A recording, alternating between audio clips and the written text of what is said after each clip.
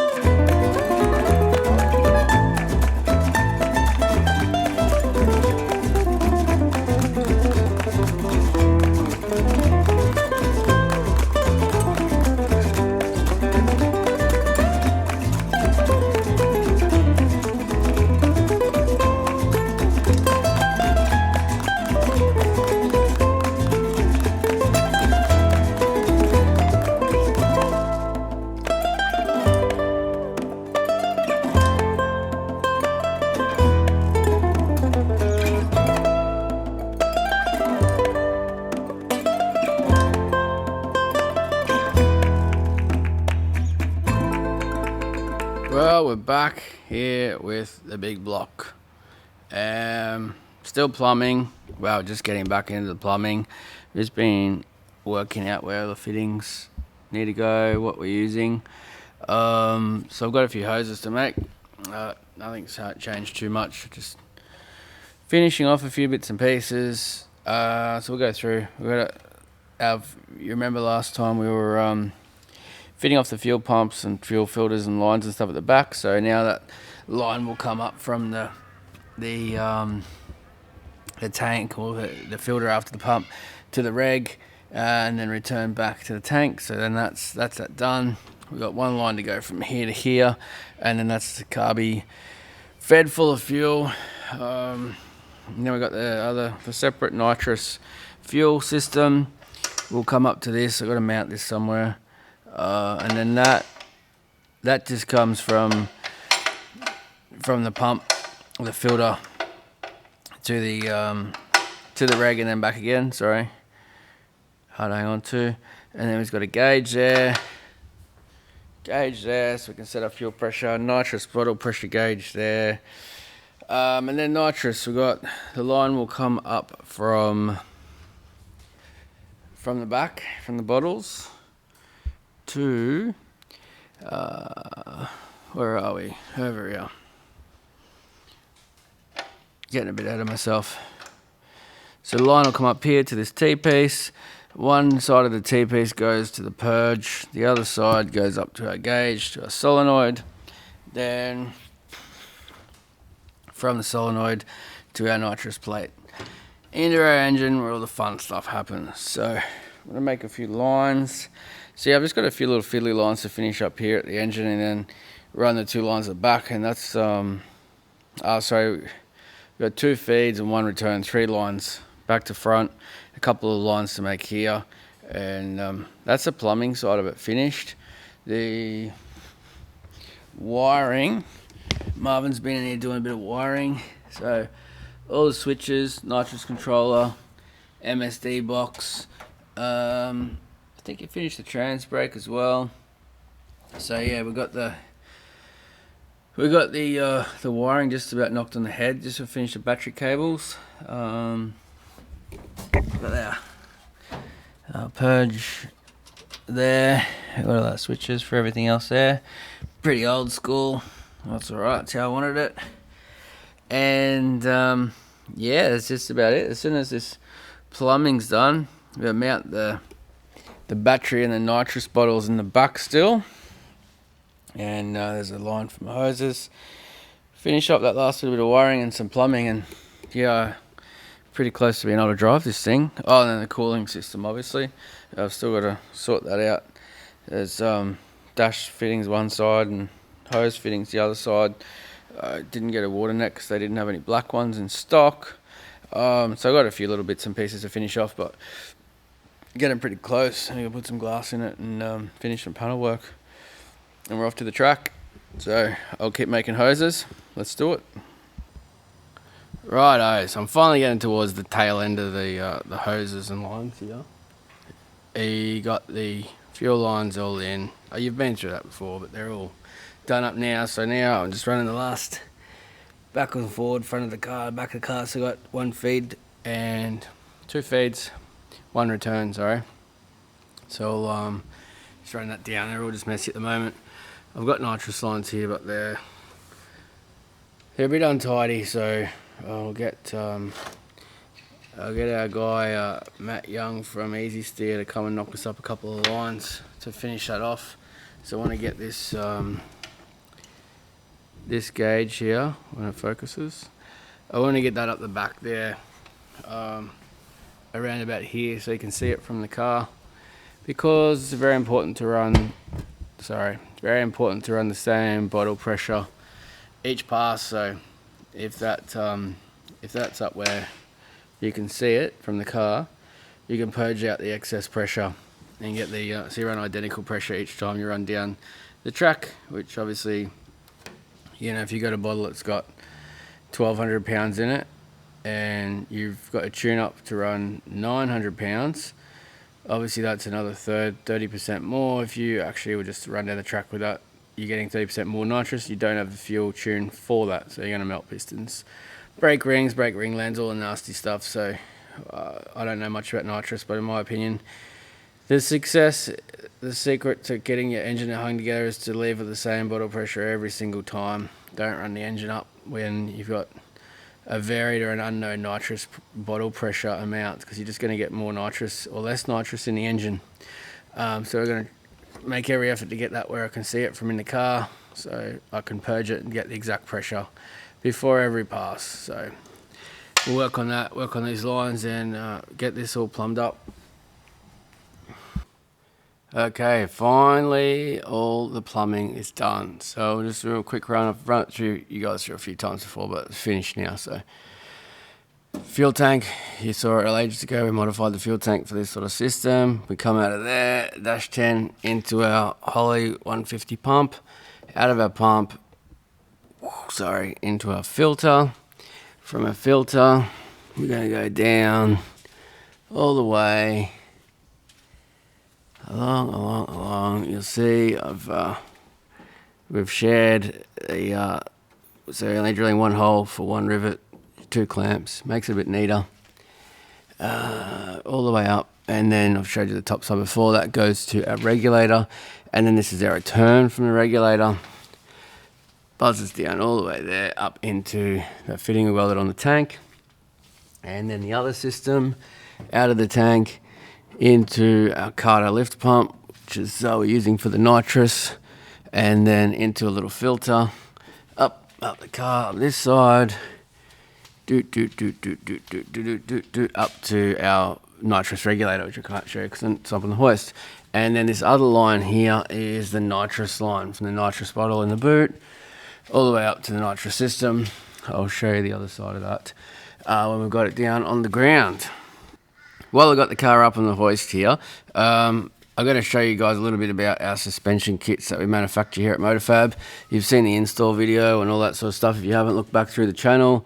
I get asked still a lot of questions.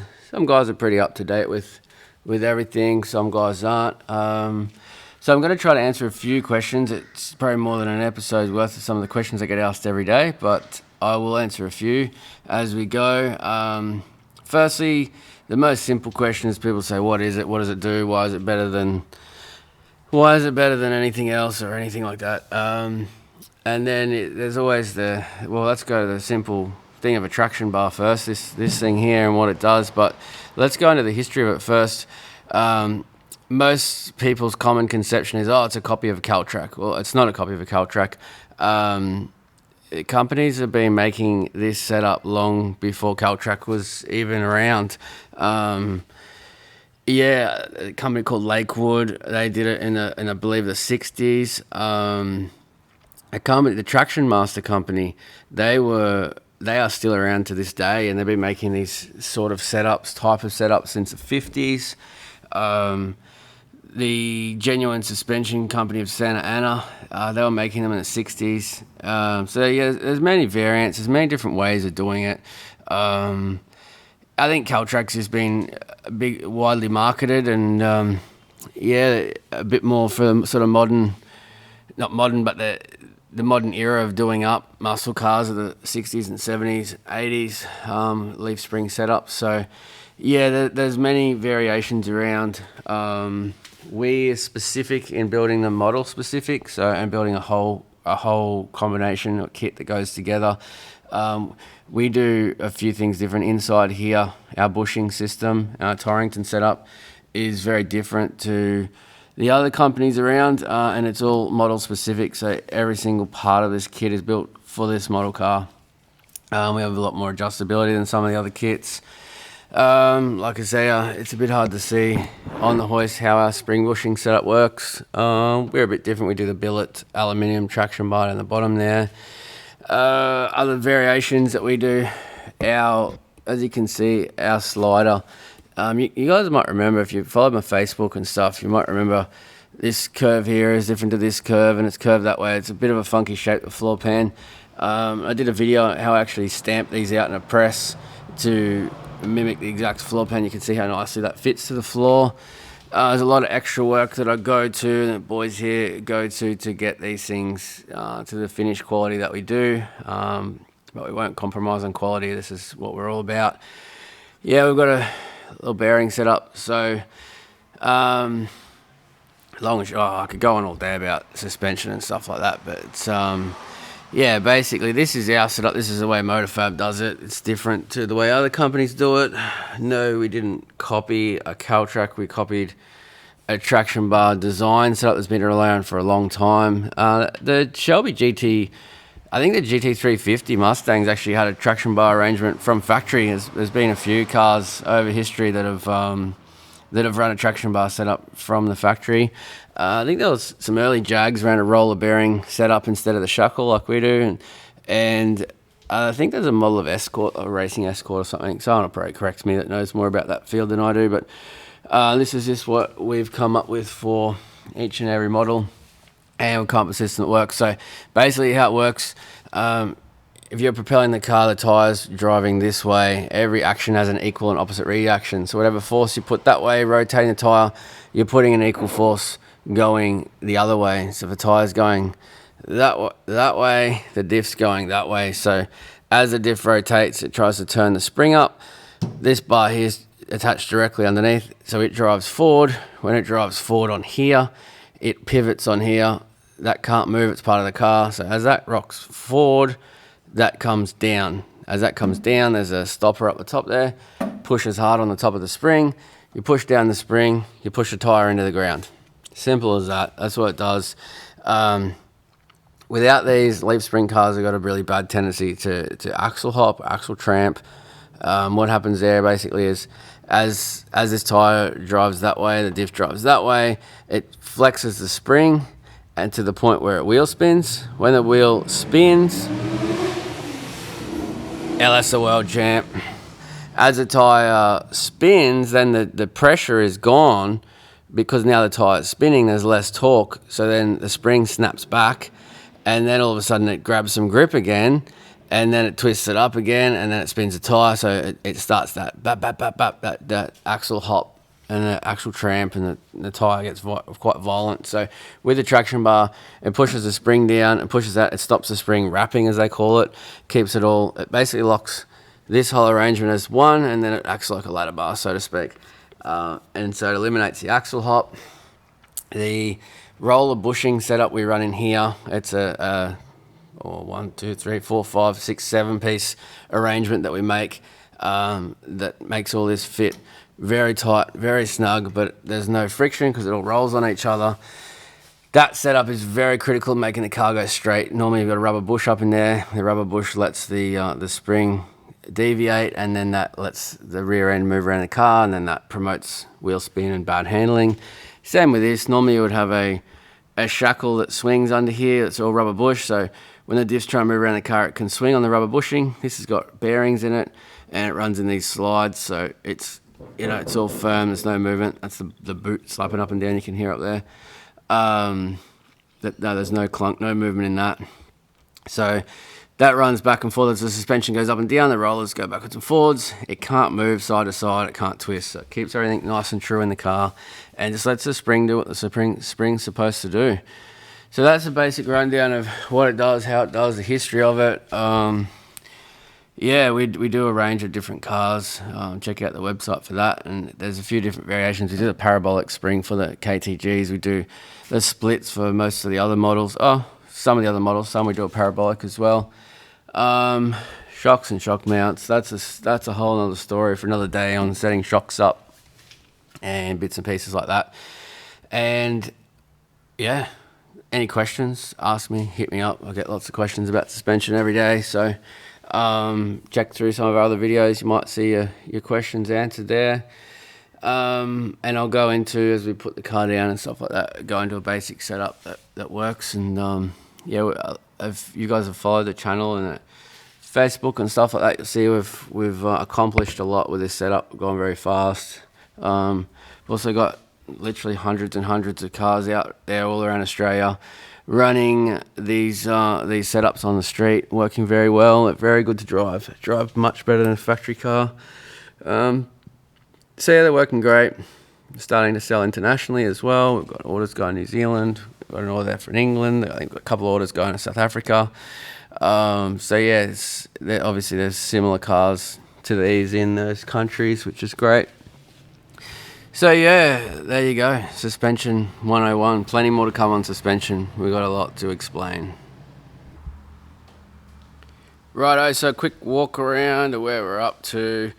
All that plumbing's done, all bar a couple of nitrous lines I've got to finish off. Just because I've got these and it's all done, but I want a hard line across the back there so we can pick up the gauge and have it so you can see it from in the car. Explained that already.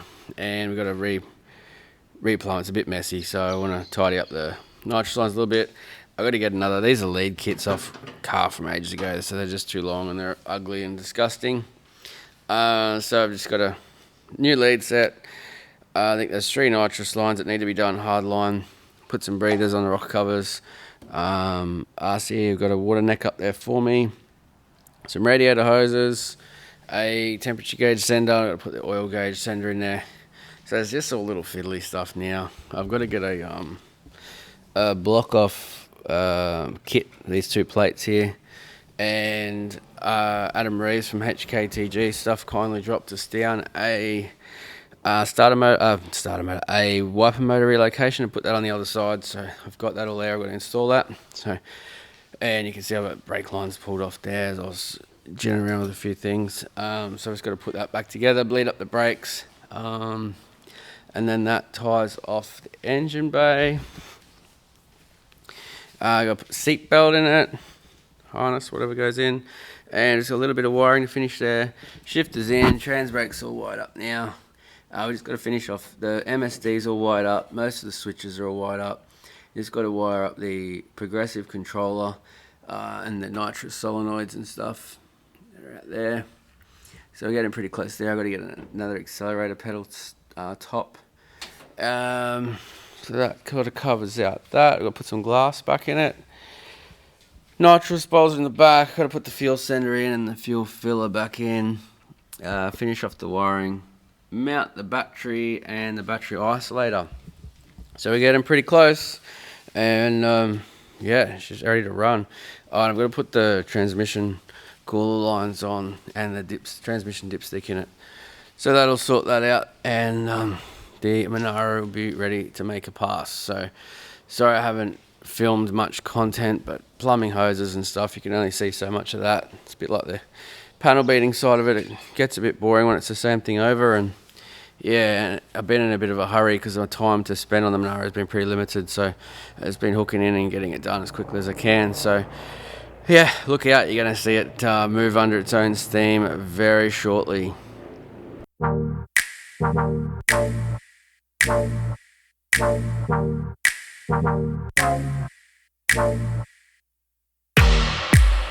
Follow white rabbit. I'm taking potions, call me Alice. Watch me grow taller.